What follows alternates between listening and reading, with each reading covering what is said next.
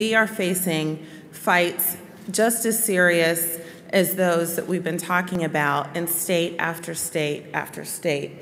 So as a result of the 2010 elections, we're really facing newly emboldened Republican majorities in a lot of the states that for a long time have been really pro-worker states. That's completely changed now, and we're facing fights and attacks in more states than I've ever seen. I think this is probably the most serious threat to the labor movement in 30 or 40 years. And not only are we used to see just a couple of right-to-work fights, maybe some paycheck deception attacks, maybe something chipping away at collective bargaining. But we're seeing all of those fights stacked in state after state. Our economy is still recovering from the worst economic crisis since the Great Depression. And for millions of families, the recovery cannot come quickly enough. And income inequality is at record highs. We have persistently high unemployment levels. And so now is the time for our elected leaders to really dig in and start working to create jobs and get our economy back on track, help rebuild the middle class, and help rebuild the American dream. But instead of doing all that, they've chosen to use this particular moment in our nation's history to go after working people. And instead of working to create jobs and put people back to work, the politicians are seeking revenge on their political opponents and paying back their Wall Street and corporate CEO friends with unsustainable and fiscally irresponsible tax cuts. These new Republican majorities that are backed by the same corporate special interests that spent $1 billion to buy the election have been clear about their plans to destroy the labor movement by attacking workers and their unions. They've been slashing wages and benefits for people who've already demonstrated the shared sacrifice that the fiscal crisis demands. And now they're going after collective bargaining rights of firefighters, paramedics, nurses, teachers, snowplow drivers, other middle-class families. And these are the rights that over the course of history have brought us things like safer communities, safer hot staff ratios in our hospitals, smaller class sizes, just to name a few things. They're working hard to gut decades-old collective bargaining laws and silence the voice of workers in the political and legislative process. So we're going to talk a little bit about who's behind the attacks on workers. Despite what we hear over and over from the right wing, these fights aren't really about economics or about the budget. Yes, there are budget crises in all of our states, but if we were really serious about solving those crises, we would be trying to figure out how do we close the corporate tax loopholes, how do we cut down on corporate tax cheats instead of attacking workers and using this moment to attack workers. We need real solutions. These fights are really about the same old partisan politics where the party in power goes after the other side. So who's behind the attacks around the country and what do they stand to gain? As Senator Erpenbach said, these folks are really going after public sector workers because they stand in the way of their agenda, which is, it's been pretty clear in Governor Walker's budget and Kasich's budget that's coming out in Ohio and Governor Corbett's budget in Pennsylvania. The real game here is how to increase the profits of their corporate contributors. How can they privatize a lot of the really vital public services that we all depend on?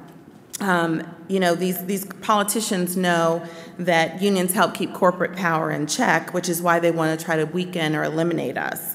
The middle class is shrinking rapidly, and workers, acting together through our unions are really the last best defense to stop the attack on the middle class. So I want to talk a little bit about some of the specific groups that are going after us, that are funding the attacks, they're running ads, they're writing the legislation that these legislators are introducing.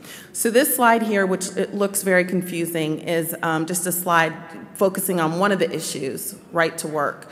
And you can see through all this sort of web that's created, the right-wing funders at the top, the very right-wing foundations that make it their business to fund all of the groups that are coming after us. They fund the think tanks.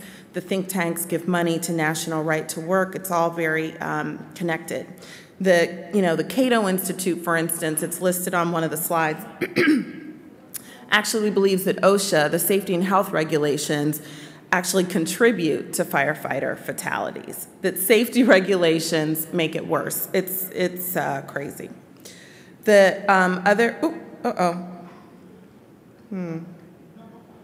okay, there we go. All right. We've already heard from Senator Erpenbach about the Koch brothers. The Koch brothers, David Koch, who's made all of his money on oil, created and funds Americans for Prosperity, who you'll see a lot of the attack ads coming at us, coming out of Americans for Prosperity.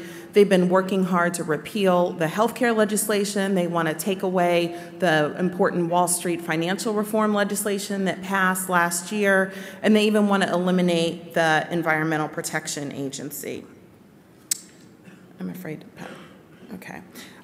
This is one of their ads, a snapshot of one of their ads that they ran in favor of Governor Walker and saying that he had the courage to do what's right for Wisconsin, and that people should be standing with Walker.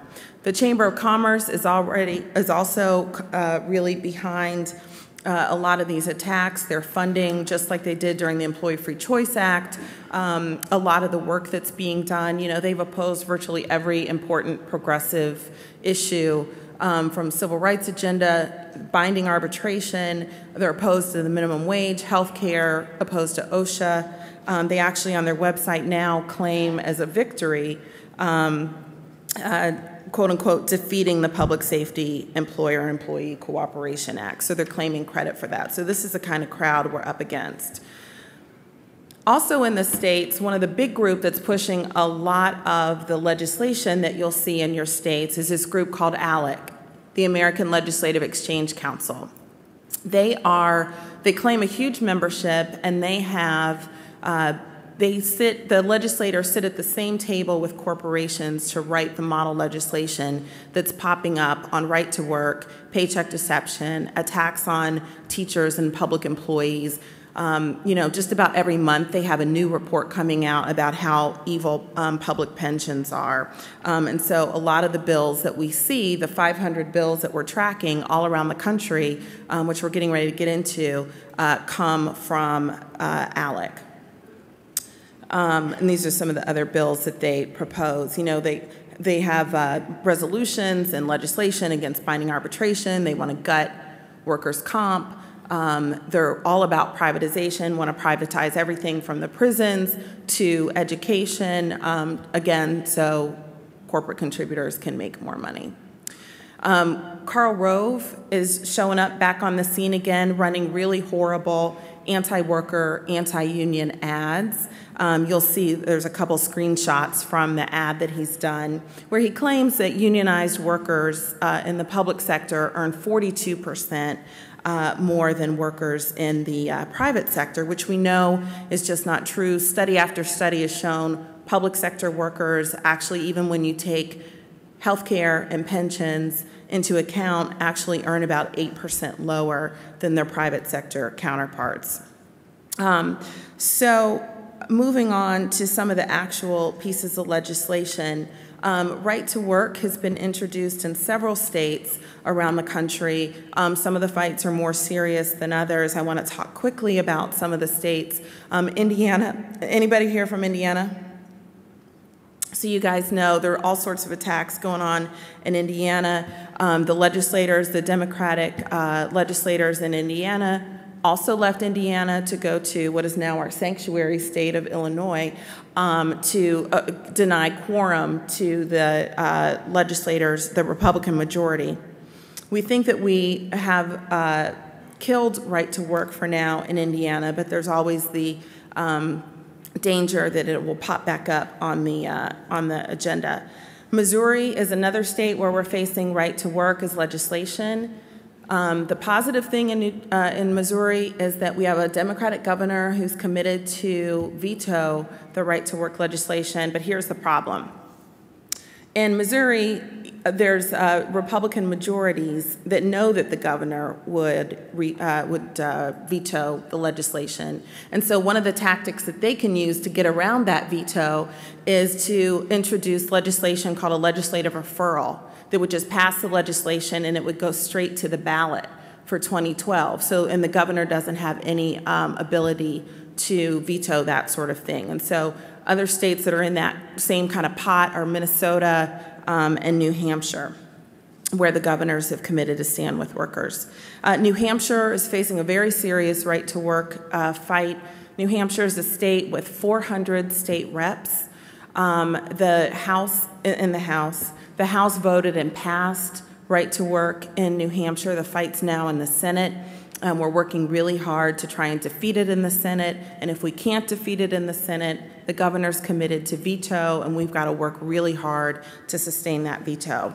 And then Maine is the other state where Governor LePage, who every day comes out with some crazy new idea, is really pushing right to work in Maine. And the other issue, we've heard that the right wing may try to actually put a ballot initiative on the ballot. So the one thing that I should mention is just, something that's important to keep in mind is on right to work. This is one of the worst bills to weaken unions. Workers that live in right to work states earn about $6,000 a year less than workers in non-right to work states. And that's not just union workers, that's all workers. Having a right to work law drives down the wages of all the workers across the state. And so it's really bad. It takes away the ability to negotiate with the employer over pay and benefits and working conditions, and really just is an attempt to gut the labor movement. Next up, paycheck deception. So these are the bills that go after working people's ability to participate in politics, and they have been introduced in several states. It really silences the voice of working families in politics and serves to tilt the playing field even more towards corporate CEOs. Earlier this year, it might even have been December, Alabama moved very quickly to eliminate payroll deductions and political activity for public sector unions. In just a matter of days, that bill passed. We've seen other bills like that introduced in several other states. We've heard in California that a ballot initiative is circulating, and then there are going to be real fights on paycheck deception in Missouri and in Florida as well. Attacks on public sector collective bargaining are springing up all around the country. We've already talked about Ohio, we've talked about Wisconsin, but some of the other ones I want to draw to your attention. In Indiana, there's a bill that would actually make it criminal for workers to try and organize and collectively bargain in the public sector. And that's one of the bills that the Democratic legislators in Indiana are still staying out of the state to try and figure out a way to take that bill off of the playing field. In Michigan, the governor has introduced his supporting legislation that would actually allow him to put into an economically distressed city or county an emergency financial manager. That financial manager could come into the city, wipe out all of the collective bargaining agreements, merge agencies, merge departments, eliminate different forms of government, really with no kind of democratic process. That bill's a really serious threat in Michigan. We've been fighting it. It's moving through the legislature. There's a big rally in Michigan on Wednesday to try to push back against that legislation. Also, the governor in Michigan, by executive action, eliminated collective bargaining for home care workers and child care workers as well, so that's already gone. In Idaho, they just eliminated collective bargaining rights for teachers. In New Hampshire, a bill is moving that they passed with a worker-friendly majority in the legislature a couple years ago, passed card check legislation, and they're gutting that card check legislation now in New Hampshire, and then, of course, Wisconsin. So I want to talk just for a second about Wisconsin. You guys know the details, but I think it's really important to keep Wisconsin in mind because it really helped change the terms of the debate around these fights. We forced the legislature to really act as sort of a corrupt and even probably illegal way to expose their real agenda. And that their actions have helped really shine a light on what's happening in some of these other states. And as we've sparked a national debate on collective bargaining rights that we have not been able to do for quite some time now. And as Senator Erpenbach mentioned, the public is on our side. The majority of the public, not just in Wisconsin, but in states all around the country, are standing with workers and their rights to bargain collectively. And we've really got to figure out how we take advantage of this moment, and not just to use it to fight back in these states where we're facing these attacks, but also how do we use it to bring new energy to organizing. Attacks on the public sector. So we talked about the public sector collective bargaining. There's also all sorts of attacks, as you all know, on wages, on benefits, on pensions, and we're seeing these in virtually every state around the country, whether it's controlled by a Democrat or a Republican. You know, for a long time, sort of leading up to Wisconsin, it was, you know, the right wing and others thought it was sort of cool to dump on public sector employees. I think some of that is going to be changing, but there's still, you know, serious fights, and I think you're going to hear about pension stuff after I'm done. Privatization is a big issue in a lot of these states. As more and more of the governor's budgets come out, we see more and more privatization threats where they're trying to privatize everything from the roads that we drive on. In Pennsylvania, it's, they want to privatize the state-owned wine and spirit shops, all sorts of things. They're attacking education, they're attacking teachers, they're promoting vouchers, charter schools, this new thing called Parent Trigger, which allows parents to turn a public school essentially into a voucher or a charter school. And they're doing this all under the guise of education reform, even though all the evidence shows that in states where these sorts of programs exist, it's not helping contribute to our kids' education. The educational outcomes are not any better in those systems. So it's not just public sector workers, it's also the construction workers are under attack. Project labor agreements are under attack in many of the states. These are bills that make it easier to have projects completed on time and make sure that there's sort of labor peace on the project when it's being done. His first act of office, one of his first acts of office in Iowa, Governor Terry Branstad rescinded ability for building trades to have project labor agreements, and you'll see how many other states we're seeing those attacks in.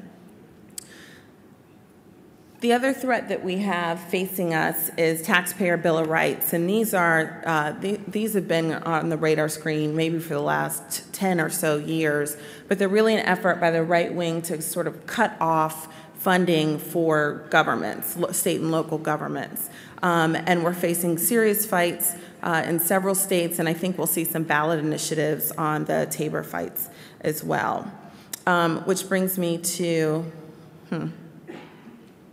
Well, maybe, or not. Well, okay. I can't get it to work. There you go. Okay, thank you. So ballot initiatives, you know, right now we're in the thick of it. We're in the fight on these legislative battles. The next thing, once we get past these legislative sessions, we are going to see a slew of anti-worker ballot initiatives that we're going to have to fight either later this year in 2011, or we'll be fighting them in the midst of our presidential election work. So this is clearly a strategy by the right wing to try to distract us and get us focused on these other threats, force us to put all our volunteer time and energy into these ballot fights instead of working to elect pro-worker candidates. So all of this really just points out that we are at an incredibly pivotal point of time in the labor movement, and we've really got to answer the question, are we going to sit back and let these attacks happen, or are we going to stand and fight?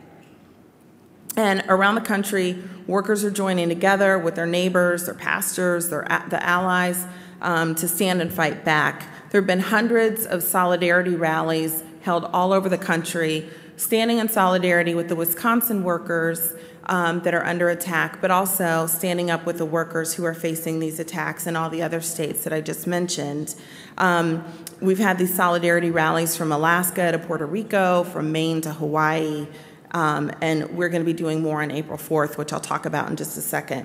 In Indiana last week, they had a rally standing in support of workers, had 20,000 people. Ohio had a rally with 25,000 people. In Wisconsin, there have been literally hundreds of thousands of people at the state capitol over all of these weeks. And even in New Hampshire, small state, small labor movement, they were doing like a little coffee klatch to bring people together, talk about these attacks. They expected about 35 people to show up.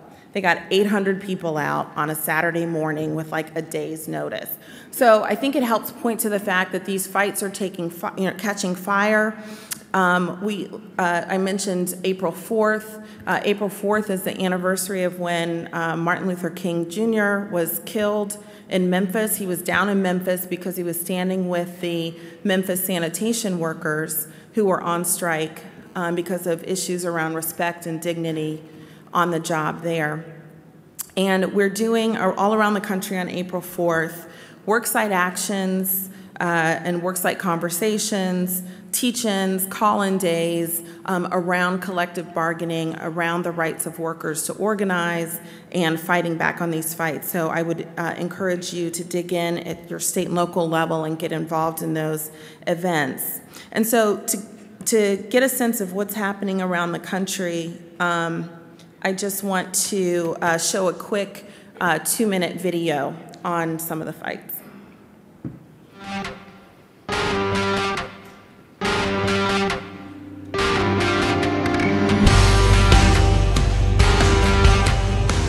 This is day 10 of this story dominating national headlines. These unions, they have all become unified around this fight.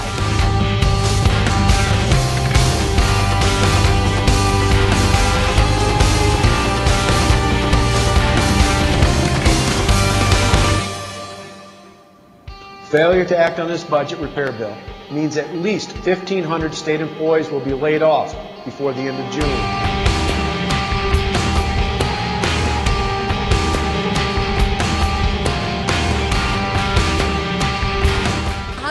Workers, some of them standing right behind me, are heading to Madison, Wisconsin.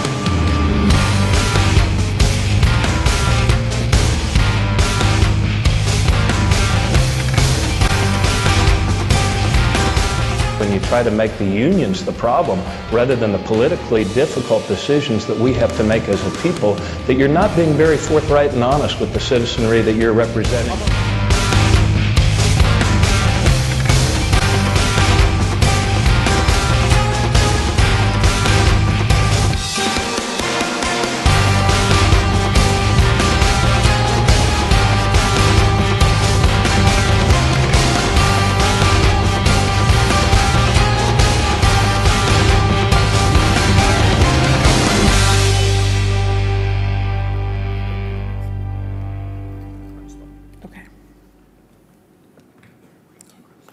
Great. Okay. Thank you.